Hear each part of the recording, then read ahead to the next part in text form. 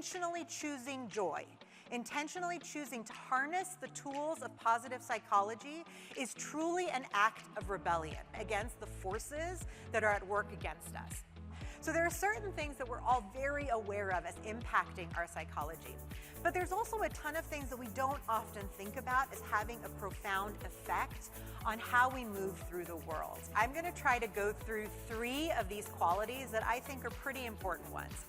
There was a lot of research done on how having a consistent and regular gratitude practice can affect our mindsets. The kind of gratitude that I think is the most impactful overall, hands down, most impactful, is gratitude towards other people. Expressing gratitude for other people actually has a profound effect on our own brains. It reminds us that we have a community that we can count on and depend on.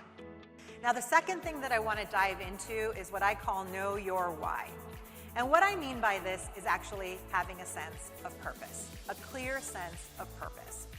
We often overlook the underlying reasons why we dwell on things, ruminate on things, stress about things.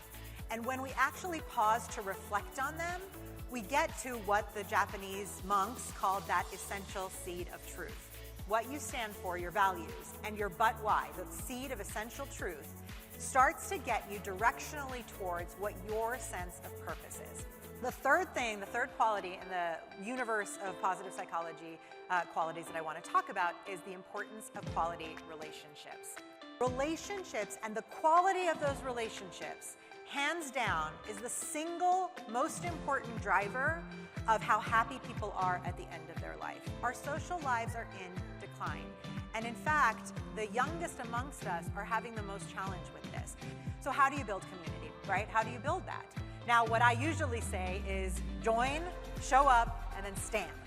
And what I mean by that is if we don't join, if we don't actually raise our hand and join and engage in clubs and gatherings and then actually show up and fulfill that obligation, we never get to the point of actually meeting the people where we could have those meaningful conversations.